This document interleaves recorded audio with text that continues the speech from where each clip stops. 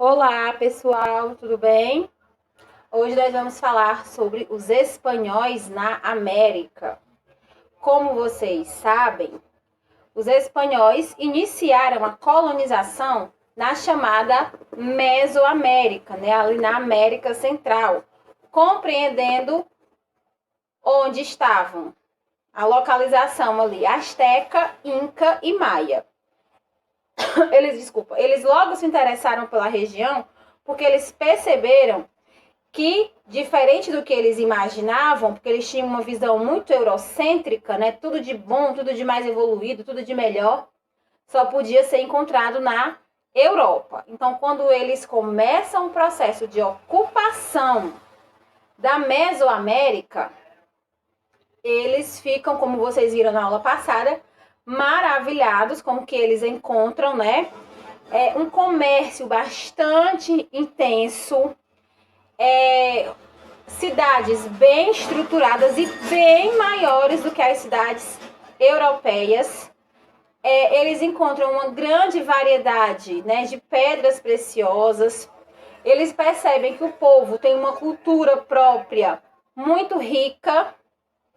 Então eles ficam assim, boquiabertos com o que eles encontram aí no que eles chamavam de Novo Mundo. Então, eles não tinham noção da existência do continente americano.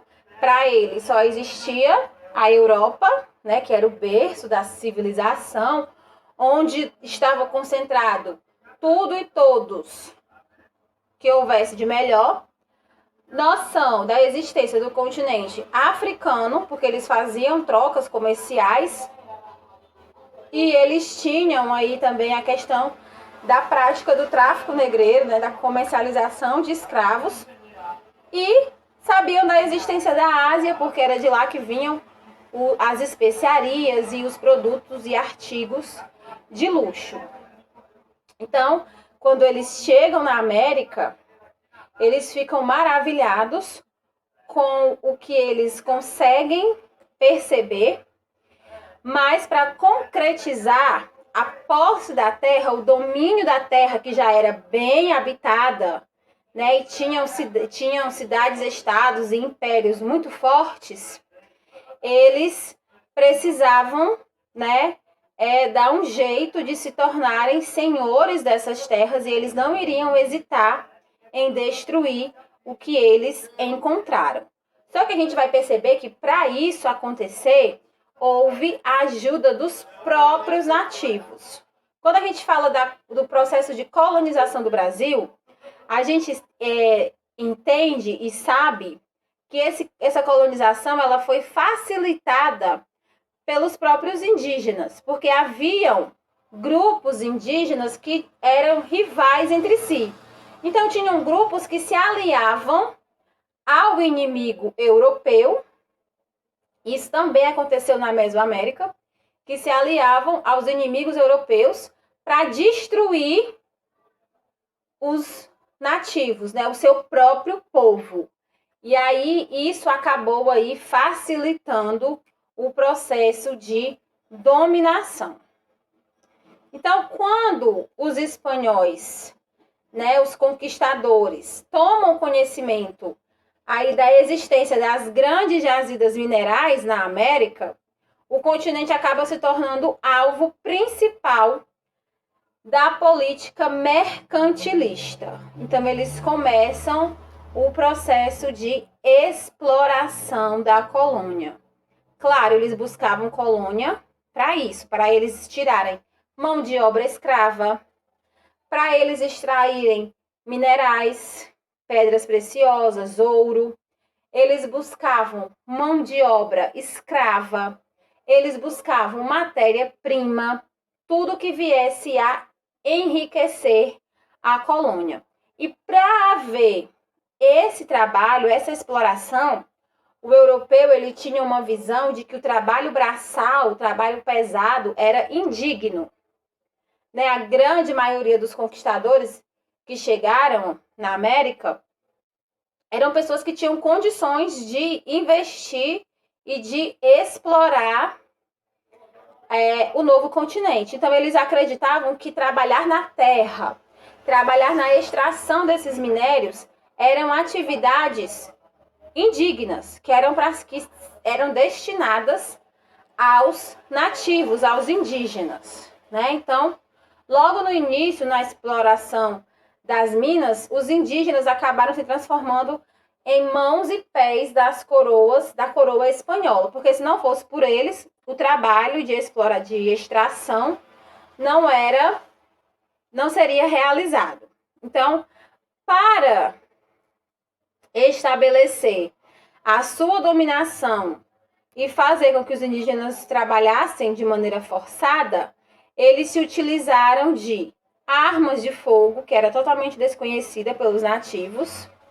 Também se utilizaram do trabalho de missionários católicos que, querendo ou não, tinham o poder de, como eles mesmos chamavam, domesticar o índio, porque o índio era visto como um bicho bruto, né? Quase que um animal selvagem que precisaria ser dominado e domesticado, tipo um cãozinho que você vai criando, educando, e você manda ele sentar, manda ele rolar e ele vai lhe obedecendo. Então, para conseguir aí se estabelecerem, era preciso aí domesticar os indígenas.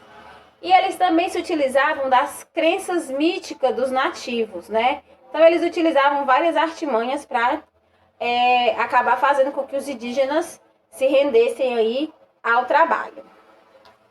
Então, esse grau de dominação ele não foi aplicado da mesma maneira em toda a colônia, porque nos impérios astecas e incas,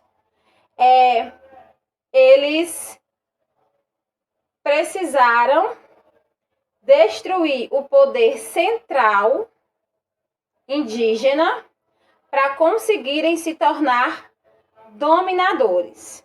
Já no norte do México e na América do Sul meridional, o processo de dominação ele foi bastante lento e acabou em todas as partes, não se concluindo de maneira plena. Ou seja, em umas regiões a dominação foi mais fácil, já devido a essas intrigas aí indígenas, né, de tribo contra tribo, e eles achavam que se aliando ao europeu, ao espanhol, eles conseguiriam aí, de alguma maneira, se libertarem da dominação do opressor, porque tinham povos que dominavam povos, que cobravam imposto de povos e submetiam povos. Então, quando os europeus chegam, é como se fosse a chance deles se libertarem. Só que mal eles imaginavam que o que os europeus queriam era fazer a mesma coisa, só que de maneira bem piorada. Então, aí vocês observam a chegada dos espanhóis, aí reconhecendo o território, sabe? Se familiarizando. Então, como eu já falei para vocês, os indígenas auxiliaram a própria escravidão, porque no início foram formadas alianças. Olha só. Então, os povos tainos habitavam as ilhas do Caribe quando os espanhóis chegaram. No primeiro momento, eles tentaram estabelecer alianças aí com os espanhóis. Então, essas populações foram movidas por interesses próprios, porque eles avaliavam aí o contexto em que eles viviam, submetidos a outros povos, e escolheram ajudar os europeus buscando satisfazer suas necessidades ou pretensões políticas, de alguma forma se libertarem da dominação aí de outros povos, dos outros povos. Só que, na verdade, essas alianças eram feitas no caso dos povos tainos. Essa aliança foi feita para evitar a expansão dos povos caraíbas, que eram indígenas inimigos, que estavam aí expandindo seus domínios, ampliando seus territórios e ameaçando a soberania do povo taina sobre o seu próprio território. Isso era muito comum, nós já falamos várias vezes sobre essa questão de povos que dominavam povos. Então, tentando deter o avanço dos inimigos, os povos tainos se aliaram aos espanhóis, achando que eles estavam apenas dispostos a ajudá-los, né? Coitados. Então, desse modo, essa aliança ela poderia significar o apoio de um povo poderoso na luta contra os inimigos. Então, os espanhóis eles tinham uma série de armas de fogo, coisas bem diferentes da realidade indígena, que eles imaginavam que seria útil na destruição do povo inimigo. Então, aí os povos indígenas vivendo no seu habitat natural. Só que, na verdade, no começo sempre eram alianças, no começo tudo é flores. Só que no final veio o extermínio. A aliança dos tainos com os espanhóis teve uma duração muito curta, porque aos poucos eles mesmos acabaram percebendo que os espanhóis queriam muito, mas muito mais do que simples contatos comerciais. Eles não estavam lá só para buscar produto e fazer trocas comerciais, não. Eles queriam, de fato, era conquistar as terras indígenas. E com isso, esse povo indígena, os tainos, iriam perder os seus territórios para os espanhóis. Então, essas relações se iniciavam basicamente nas trocas de produtos. E, aos poucos, elas foram se transformando em relações hierarquizadas, que acabavam envolvendo a imposição de diferentes formas de trabalhos compulsórios sobre a população nativa. Então, a população nativa começava a perceber que, aos poucos, elas estavam sendo forçadas a contribuírem para a destruição e para a exploração do seu próprio território. E com isso vinha também a questão da mudança no dia a dia dos nativos, que antes eram pessoas livres, tinham liberdade para circular por todo o território, porque a terra era deles. Eles eram, sim, oprimidos por inimigos locais, mas eles tinham as suas liberdades pessoais. E quando começa esse trabalho compulsório, acaba havendo também uma modificação drástica no dia a dia aí desses nativos. Então, somada à questão da exploração do trabalho, existiu também a questão das doenças. Muitos indígenas, tanto na América, na Mesoamérica, como na América do Sul, foram vencidos por doenças trazidas pelos colonizadores.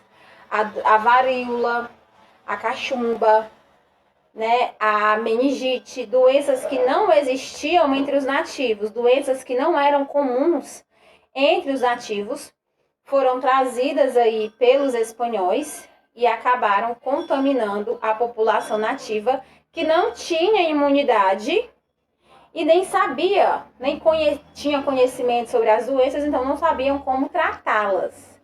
E aí isso acabou gerando um declínio demográfico gigante entre os nativos da região. Em algumas ilhas, os nativos chegaram até mesmo a desaparecer. Acredita-se que morreu muito mais indígenas por conta dessas doenças trazidas pelos espanhóis do que pelas armas de fogo. Então, morreram muito mais índios de doenças do que em conflito contra os inimigos. Então, populações inteiras deixaram de existir. Então, para que eles conseguissem de fato, os espanhóis conseguissem de fato se estabelecerem, eles precisavam destruir as organizações existentes, ou seja, eles precisaram destruir o Império Azteca. Como vocês sabem, o Império Azteca ou Mexica era rico e era formado por 3 capitais políticas, onde a principal era Tenochtitlán. Então, esses centros urbanos, eles formavam uma tríplice aliança que impunha domínio político e tributário sobre os demais grupos étnicos e territoriais da região, né? Então, isso acabava gerando um descontentamento aos demais grupos. Então, o centro político estavam tinham como sede Tenochtitlan e eles dominavam todos os outros povos. Então, isso acabava gerando aí um descontentamento entre o povo do Império Azteca. Então, quando Hernán Cortés, o conquistador espanhol, ele chega em Tenochtitlan em 1519, ele percebe, né, porque eles também eram bastante espertos, ele percebe aí essa rivalidade, esse clima de descontentamento, e ele, muito astuto, ele trata de se misturar, de entender melhor o que é que estava acontecendo para saber como agir. Então, ele é bem recebido, né? Os povos dos espanhóis,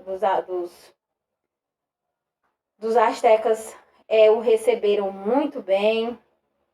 E aí, logo foi entregue a ele uma jovem indígena chamada Malinche, que acabou servindo de intérprete para Hernán Cortés e também depois acabou se tornando esposa dele. E aí, o Hernán Cortés, ele sela uma aliança com o povo de Tlaxcala, que eram inimigos dos astecas, certo? Então, há boatos de que chegou um povo novo e tal, e totalmente diferente do que eles estavam acostumados. E quando ele chega até Tenochtitlan, ele é recebido por Montezuma, que era o imperador asteca. E aí, quando o asteca vê o Hernán Cortés todo de armadura, montado num cavalo, ele ficou impressionado, porque ele nunca tinha visto aquele bicho, ele nunca tinha visto aquele tipo de roupa. E aí ele era tão inocente que ele acreditou que o Cortés era a reencarnação de um deus. Então logo eles trataram de ser bem gentis, né, com esse deus, mas mal eles imaginavam o que viria a acontecer. Mal eles imaginavam que aquele homem iria dar início à destruição do Império Azteca. Então, não se sabe ao certo quando a guerra entre eles acabou. Né? Eu sei que o Montezuma recebe ele no palácio, eles confraternizam, né? Montezuma na maior inocência do mundo e o Cortés na o maior plano de destruição aí na mente. Mas aos poucos os espanhóis foram ganhando espaço, foram tendo livre passagem aí pelo Império. E aí eles, como vocês sabem, os astecas eles faziam sacrifícios, né? Sacrificavam pessoas para agradar os deuses. Eles acreditavam que o que deixava os deuses contentes era o derramamento de sangue, era sangue. Então, eles sempre estavam fazendo sacrifícios humanos. E isso, na visão europeia cristã, né, na visão dos conquistadores, que eram também terríveis, mas eram cristãos. Aquele tipo de sacrifício era uma aberração, era um pecado mortal. E aí, em dessas cerimônias, eles acabaram invadindo o templo e matando centenas de indígenas. Aí foi quando os indígenas começaram a perceber que aquele povo não era nada de bonzinho.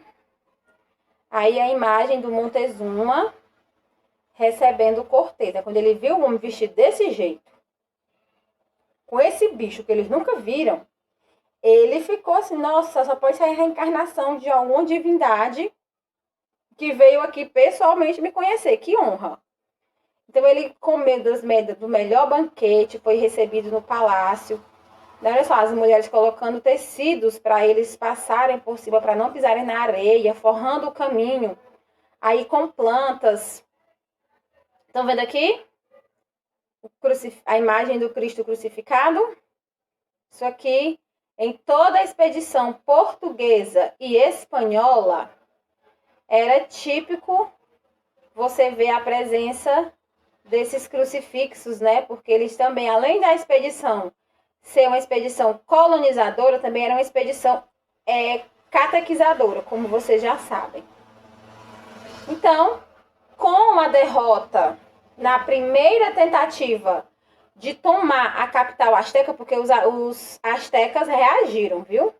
Então eles voltam, os espanhóis recuam e se refugiam novamente em Tlaxcala. Então, a queda definitiva de Tenochtitlan aconteceu em 1521, após meses de cercos, combates e derrotas de ambos os lados. Então, a tomada de Tenochtitlan representou, portanto, aí a vitória de diversos grupos étnicos que, gente, aliado aos espanhóis, derrotaram um inimigo em comum, que eram os astecas. Então, esses muitos, né, astecas e inimigos astecas acabaram morrendo, assim como também muitos espanhóis morreram. Então, os povos nativos que ajudaram os espanhóis a destruir os astecas, eles nem imaginavam, eles achavam que pronto, a gente se livrou da dominação asteca, acabou Tenochtitlan, a gente vai ser livre. Eles imaginavam que seria assim. Só que eles não imaginavam que esse episódio era apenas o início de uma grande dominação que viria a modificar para sempre o modo de vida da população. Será que se esse povo tivesse se aliado contra os espanhóis, que eles nunca viram, que eles não sabiam de onde vieram, e tiverem se aliado e derrotado esse povo, os rumos da história seriam bem diferentes. Aí é o conflito entre os astecas e os espanhóis. Aqui, ó. Presença da religiosidade europeia. Nesses conflitos, ninguém era poupado, nem mesmo as crianças. Então, havia outro império a ser destruído. Então, na América do Sul, os domínios do Império Inca se espalhavam pelas regiões onde hoje é o Peru, o Equador, a Bolívia, a Argentina e o Chile. Então, esse império, ele se mantinha por acordos aí com lideranças étnicas e também pela cobrança dos impostos. Então, até então eles viviam em harmonia. Só que a morte do imperador Huayna Capac acabou gerando conflito entre seus filhos, Atahualpa e Huáscar. Geralmente, quem sucedia o trono era o filho mais velho. Só que aqui no caso, nem sempre o filho mais novo concordava aí com essa decisão, e isso era motivo de brigas familiares, disputas que geralmente acabavam em morte. Então eles estavam aí, os incas estavam, o Império Inca estava no meio dessa briga familiar quando os espanhóis chegaram na região. Então, sob o comando de Francisco Pizarro, os espanhóis se aproveitaram da situação, né, que estava acontecendo na cidade de Cusco, e capturaram Atahualpa e o acusaram de matar o seu irmão. Então, o irmão aí, Huáscar, acabou sendo assassinado e os espanhóis fizeram toda uma encenação, né? Para atribuir a culpa a Atahualpa, que seria o novo imperador. Só que os incas, eles tinham entre eles uma questão muito forte sobre a questão do assassinato, né?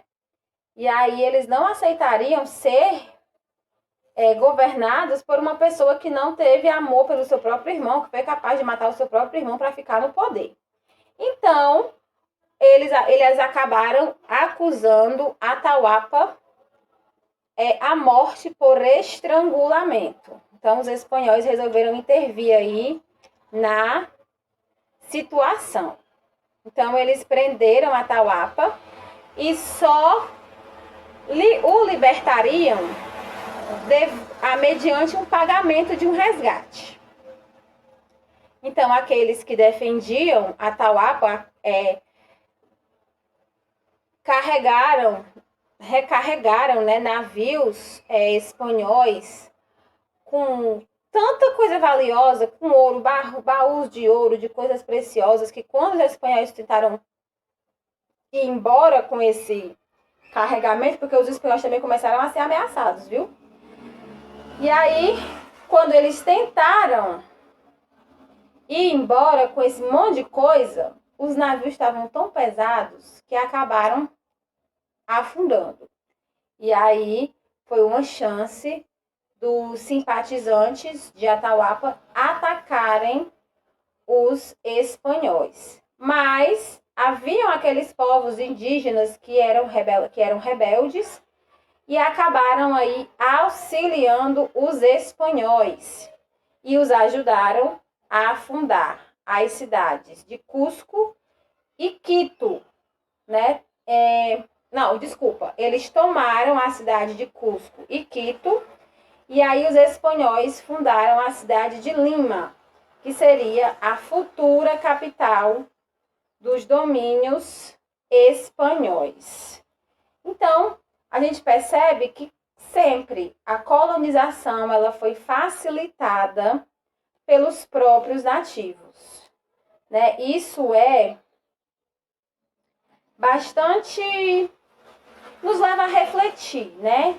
Porque isso também aconteceu aqui no Brasil. A gente vai ver mais à frente que os portugueses, assim que eles chegaram, eles se estabeleceram na costa, no litoral. Até porque eles não tinham noção da dimensão do continente e eles não sabiam, eles eram muito medrosos, vocês já sabem aquela questão, que eles imaginavam que o mar tinha monstro marítimo, tinha isso, tinha aquilo, que eles eram muito medrosos. Então eles não tinham noção do que eles iriam encontrar sertão adentro. E aí eles acabaram se estabelecendo na costa e só foram fazer as entradas, né? Só foram ir sertão adentro para o interior do Brasil quando eles tiveram a ajuda dos indígenas, né? Que ensinaram a como andar na mata, o que comer, o que não comer, a como se livrar, a como se curar de doenças, né? Usando remédios naturais. O que fazer se fossem picados por cobras, animais peçonhentos. Então, os índios ajudaram e muito os colonizadores. Então, para eles conseguirem, de fato, se estabelecerem, isso acabou durando décadas, né, o combate, porque muitos povos indígenas resistiam aí à dominação espanhola. Então, além da luta armada, os indígenas também reagiam de forma pacífica ao domínio espanhol. Os espanhóis queriam que os indígenas trabalhassem para eles a exploração da terra, né, na lavoura, no cultivo. Então, em várias situações, atitudes como a entrega ao alcoolismo, o silêncio, a desobediência e a recusa de aceitar leis, objetos e crenças dos conquistadores frustraram aí as expectativas dos espanhóis em relação a impor seus domínios. Havia aqueles que facilitavam o negócio, mas haviam também aqueles que dificultavam e resistiam bravamente. Então, outra prática era o taquiongo, ou a enfermidade da dança. Era uma forma, um movimento que os indígenas usavam, que pregava que era preciso dançar constantemente para que as huacas, que eram divindades andinas, que eles acreditavam, você sabe que esses povos eram muito ligados à questão da religiosidade, à questão mística. Então, eles acreditavam que dançando, se movimentando, eles despertavam esses deuses, e esses deuses iriam vencer o deus cristão, e assim o Império Azteca seria restabelecido. Como os espanhóis eram muito medrosos, eles também tinham medo aí desse movimento, porque eles não sabiam, né? Achavam que os indígenas estavam trazendo forças ocultas e aquela série de coisas que a mente fértil dos europeus imaginava. Então, esse movimento foi violentamente reprimido e pelos colonos e missionários espanhóis, e os líderes desses movimentos acabaram sendo punidos com chicotadas, né? Então, entre esses resistentes, Tupac Amaru também ficou muito famoso, porque ele foi o último imperador inca a resistir à dominação espanhola.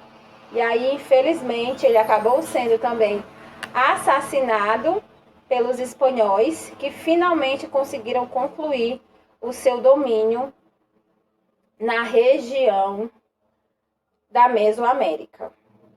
Na próxima aula, nós vamos falar sobre como se iniciou o processo de colonização. Qual foi o interesse dos espanhóis, quais eram os produtos cultivados, e aí os colonizadores começaram a trazer suas famílias para a região, e aí a gente vai entender como é que funcionava aí a sociedade na América Espanhola. A gente vai ver que havia uma diferença entre a colonização espanhola para a colonização portuguesa, certo? Uma diferença aí entre o processo de colonização dos espanhóis na Mesoamérica e o processo de colonização dos portugueses aqui no Brasil. Então, isso é tema para a nossa próxima aula. Até mais!